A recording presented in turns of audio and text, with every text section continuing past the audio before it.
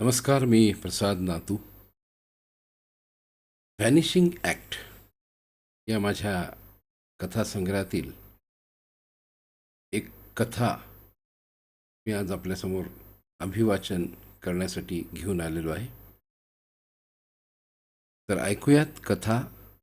आरशात हरवली प्रतिमा. संध्याकाळ झाली होती. साधारणतः 6:45 झाले असावेत. विकासच्या शाळेतील 12वीचे एक्स्ट्रा क्लासेस आज जरा जास्त वेळ लांबले होते. एरवी तो 5च्या सुमारास घरी येत असे. फेब्रुवारी महिना नुकताच सुरू झाला होता. 6:45च्या सुमारास तिन्ही सांज होत असे. त्याची शाळा गोंदियाला होती आणि तो राहत असे रावणवाडीला. गोंदियापासून रावणवाडी 9 किलोमीटर होतं. तिथे त्याच्या वडिलांची शेती होती. शेती फारशी नव्हती, असेल 7 एकर. भात शेती होती आणि थोडीफार भाजी वगैरे भाजीपाला वगैरे ते घेत असत. उत्पन्न फारसं नसल्याने विकासला गोंदियाला खोली करून राहू देण्या इतकी त्यांची परिस्थिती नव्हती. त्यांच्या गावाला बस थांबत असे, पण तो बाबांना म्हणायचा, तरुण आहे मी, या वयात थोडी मेहनत करायला हवी ना.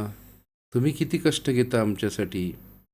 त्याच्या बाबांना म्हणजे हिम्मतरावांना मुलाचा फार अभिमान वाटे. त्या रस्त्यावर जास्त उशीर झालेला मात्र चालत नसे, कारण तिन्ही सांजेला एका नाल्याच्या पुलाजवळ अपघात झाला होता. रस्त्यावरून अपघाताच्या वेळेपासून अर्धा तासपर्यंत कुणी शक्यतो एकटे जात नसे. आज विकास नेमका त्या अर्ध्या तासाच्या वेळेत त्या पुलावर असणार होता. त्याला मात्र याची काही माहिती नव्हती. आपले बाबा रात्री अपरात्री शेतात जातात किंवा शेतातून परत येतात, हे फक्त त्याला माहीत होतं. भीती वगैरे त्याच्या मनात देखील नव्हती. त्या स्थळी आल्यावर विचित्र काहीतरी जाणवायचं असं लोक सांगत. विकास पुलापाशी आला. त्याला 3 जण पुलाच्या काठावर बसलेले दिसले. 2 पुरुष आणि 1 स्त्री होती. साधारणपणे पुलाच्या कठड्यावर लोक रस्त्याकडे तोंड करून बसलेले असतात. ते तिघेही रस्त्याला पाठमोरे बसलेले होते.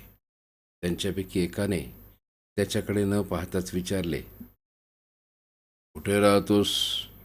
यावेळेस या रस्त्याने कोणी फिरकत नाही, माहीत नाही का तुला? का? काय होतं यावेळेस इथून गेल्याने? विकास म्हणाला. खरंच माहीत नाही का ढोंग करतोस? दुसरा व्यक्ती म्हणाला. नाही माहीत. काय होतं इथून गेलं तर? विकास म्हणाला.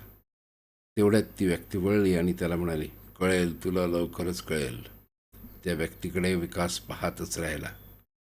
तिचे डोळे, कान, चेहरा शाबूत होता, पण त्या व्यक्तीला नाकच नव्हतं.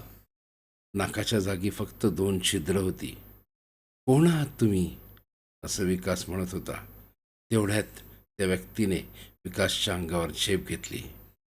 विकासला काही झाले नाही, पण समोर बसलेला तो पुरुष आणि ती बाई फिदी फिदी फिदी हसू लागले. पुलाचा कठडा हलतोय असं वाटू लागलं. विकास जोरात आई म्हणून बेशुद्ध पडला. त्याला जेव्हा शुद्ध आली तेव्हा तो घरी होता. त्याने इकडे तिकडे बघितले तर त्याची आई मीनाताई आणि त्याचे बाबा त्याच्या पलंगाजवळ उभे होते. त्याचे आजी आजोबा, काका काकू, आजूबाजूचे शेजारी सर्वच त्या 10 बाय 12च्या खोलीत दाटीवाटीने उभे होते. तो शुद्धीवर आल्याचे पाहून सर्वजण एकदम त्याला, तू कसा बेशुद्ध पडलास? काय झालं तुला? काय पाहिलंस तू? असे प्रश्न विचारू लागले. तसे त्याचे बाबा म्हणाले, थांबा, आत्ताच त्याला सारं काही विचारू नका. मी ना, अगं जरा पाणी आण त्याच्यासाठी. त्याने पाणी प्यायलं. त्याच्या आईने त्याला चिवडा, जो आजच तिने केला होता, आणून दिला. थोड्या वेळाने त्याला बरं वाटू लागलं. मग त्याने सर्वांना सारं काही सांगितलं. थोडक्यात वाचलास रे बाबा. हे ऐकून तो हसला. एवढं काय झालं मला, असं तो विचार करू लागला. हळूहळू मग सगळे शेजारी पाजारी आपापल्या घरी पांगले. दुसऱ्या दिवशी नेहमीच्या सवयीने तो 6:30ला उठला. त्याची काकू त्याला डोक्यावरचे केस काढून टाक, कशाची बाधा झाली असेल तर असं करावं, असं म्हणाली होती ते त्याला आठवलं. तो आईला म्हणाला, आई मी सगळे केस कापून येतो. कुठल्या तरी मंदिरात देऊन यायचे, काकू म्हणत होती. जाऊन ये, मीनाताई म्हणाल्या. तशी त्याने पटकन सायकल काढली आणि तो कटिंग सलून जवळ आला. सकाळी सकाळी कटिंग सलूनवर पोहोचल्याने तिथं कोणीच नव्हतं. सलूनचा मालक, ज्याला विकास विरूदादा म्हणत, त्याला पाहताच विरूदादा म्हणाला, अरे विकास, आज सकाळी सकाळी? हो, वेळ झाला तर तुझ्याकडे गर्दी होती मग, असे म्हणत तो खुर्चीवर बसला. त्याने समोर पाहिले. त्याला आरशात काही दिसले नाही. तो विरूदादाला म्हणाला, अरे दादा, आरशात मी दिसतच नाही मला. कुछ भी बोलताय यार तू, वीरू म्हणाला. आणि त्याने आरशात पाहिले तर त्याला स्वतःशिवाय आरशात कोणीच दिसलं नाही. सच कह रहा है रे तू, असं म्हणत म्हणत तो दरवाजाकडे गेला आणि हळूच पळून गेला. त्यानंतर ही बातमी गावभर पसरली. विकास येताना दिसला की लोक सैरावैरा पळायला लागत. त्याच्या जवळपास कुणी येईना.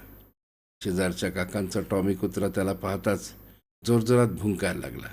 हे सगळं विकासला विचित्र वाटत होतं. त्याला ते सहन होईना. विकासला कळेना आपण आरशात का दिसत नाही.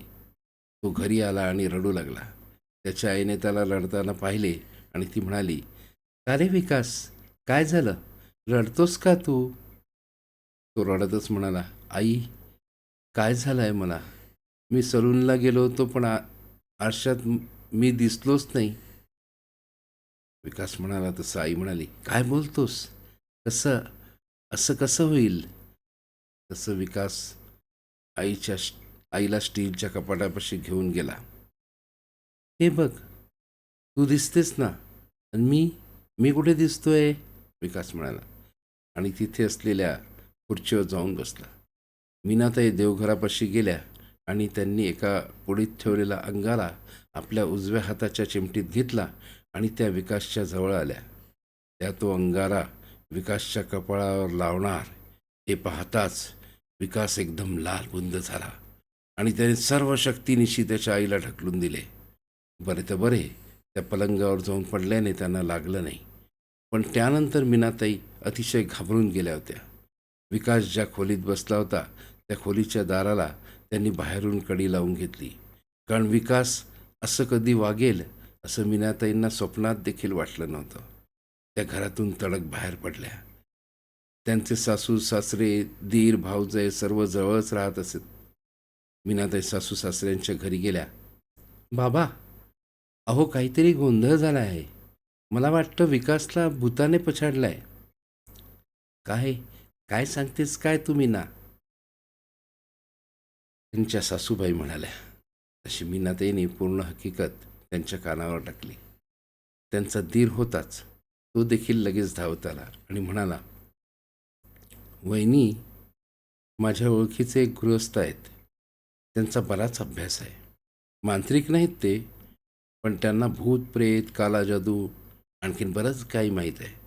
आम्ही जाऊन येऊ त्यांच्याकडे. जवळ टेमणीला राहतात. दादा शेतातून आला की जाऊ.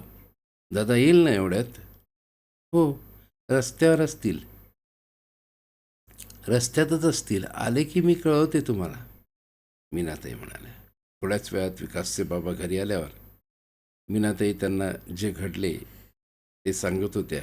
त्यावर ते म्हणाले, ठीक आहे, मी अशोकसोबत जाऊन येतो. त्यांनी त्यांचा भाऊ अशोकला फोन केला. ते येताच ते दोघंही टेमणीला रवाना झाले. ते परत येईपर्यंत विकासला खोलीत कोंडून ठेवले होते. ते दोघे घरी येताच विकासचे बाबा त्याच्या आईला म्हणाले, अगं मीना, ते सायन्सचे सर आहेत, राजीव रहांगड आले. ते म्हणाले की त्याला खोलीत कोंडून ठेवू नका. एकंदर विकासच्या वागण्यावरून ते जे कुठलं भूत आहे अंगाऱ्या धुपाऱ्यावर चिडतं आहे, त्यामुळे विकासनं तसं केलं.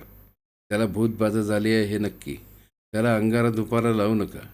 त्यांनी एक उपाय सांगितलाय, तो करून पाहू. विकासच्या आईने दार उघडताच विकास बाहेर आला आणि म्हणाला, तुला जास्त लागलं का ग आई? नाही रे बाळा, गादीवर तर पडले. मग त्याच्या शाळेत भेटून सारे काही मुख्याध्यापकांच्या कानावर घालण्यात आले.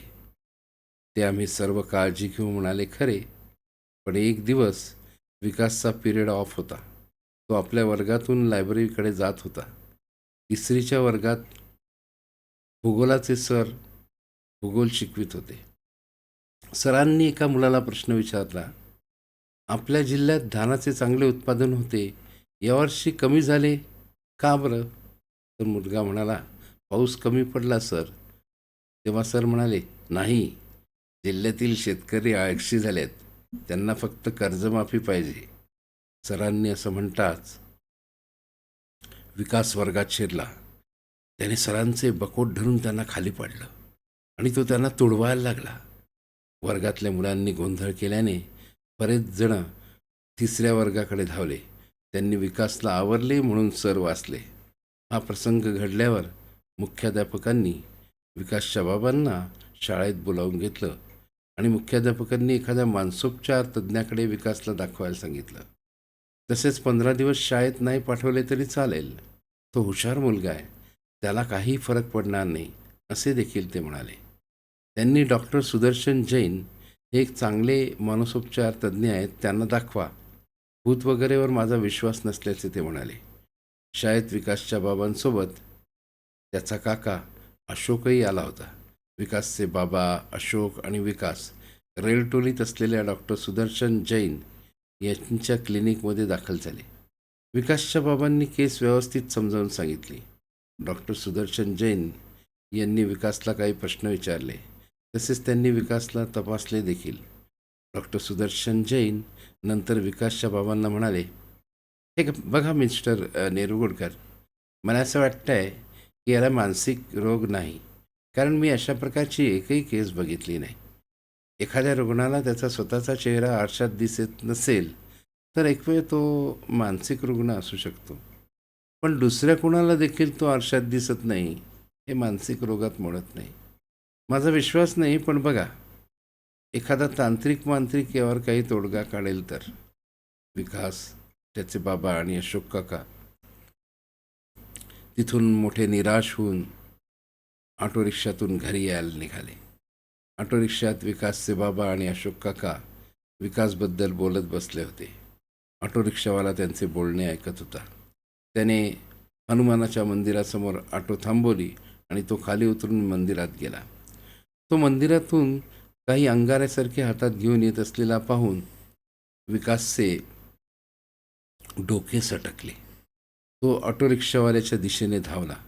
मंदिर रोडपासून 100 फुटावर होते. रस्त्यात विकासला एक मोठा दगड दिसला. तो त्याने उचलला. ऑटो रिक्षावाल्याने हे दृश्य पाहून मंदिराकडे धाव घेतली, कारण विकासच्या काकांच्या आणि वडिलांच्या गप्पांमधून त्याने सारं काही ऐकलं होतं. मंदिरात शिरायचे दार ठेंगणे होते. त्याआधी एक मंडप होता. मंडपातून आत गेले की मंदिर आणि गाभाऱ्यात हनुमंताची मूर्ती होती. ऑटो रिक्षावाला जास्त उंच नसल्याने पटकन आत शिरला. विकास उंच असल्याने दरवाजाच्या चौकटीच्या वरच्या भागात जोरात जाऊन आदळला. डोक्याला जोराचा मार बसल्याने तो मंदिराच्या दाराशी बेशुद्ध पडला. विकासचे बाबा आणि अशोक काका विकासच्या पाठोपाठ मंदिराकडे धावले होते. त्यांनी विकासच्या चेहऱ्यावर पाणी मारलं. तसा विकास, गेला बाबा, तो गेला आता, असे ओरडत शुद्धीवर आला. तो उठून उभा राहिला तेव्हा समोरच्या आरशात त्याला स्वतःची प्रतिमा दिसली. तशीच ती इतरांना देखील दिसली. ते तिघेही खूप खुश होऊन घरी आले. त्याच्या आईला आणि घरच्या सगळ्यांना खूप आनंद झाला. विकासच्या बाबांनी ऑटो रिक्षावाल्याला मोठे बक्षीस दिले. तो घ्यायला तयार होईना. तो म्हणाला, साहेब, माझा बोहनीचा टाईम होता, पहिलंच गिऱ्हाईक, म्हणून मी मंदिरात गेलो. तिथला अंगारा घेऊन आणि थोडी फुले घेऊन मी रिक्षातल्या हनुमानाच्या फोटोला नेहमीप्रमाणे लावणार होतो. हे मी रोजच करतो, पण तुमचा मुलगा माझ्या मागे दगड घेऊन येताना दिसला आणि तुमच्या गप्पाही मी ऐकल्या होत्या, त्यामुळे मला भीती वाटली. मंदिराच्या आत, तर तो येणार नाही हे माहीत होतं. त्याने येण्याचा प्रयत्न केला, पण तो उंच असल्याने दाराला ठेच लागून पडला. हनुमानाची कृपा साहेब, असे म्हणत त्याने हात जोडले. तो निघून गेला. विकासला पुढे काहीही त्रास जाणवला नाही. विकास 12वीची परीक्षा मेरिटमध्ये पास झाला. त्याला नागपूरच्या मेडिकल कॉलेजला ॲडमिशन मिळाली. आपल्याला हा कशाचा त्रास झाला आहे हे त्याने शोधून काढायचे ठरवले होते. त्यानंतर मात्र विकास त्या पुलावरून कधीही एकटा आला नाही. विकासला जवळपास 2 महिने कशाचा आणि कशामुळे त्रास होता आणि त्याची प्रतिमा आरशात का दिसत नव्हती हे मात्र शेवटपर्यंत कुणालाच कळलं नाही आणि त्याचा शोध विकासला देखील लागलाच नाही. धन्यवाद. ही आणि अशाच इतर कथा जर तुम्हाला वाचायच्या असतील तर माझा कथासंग्रह व्हॅनिशिंग ॲक्ट वाचायला विसरू नका.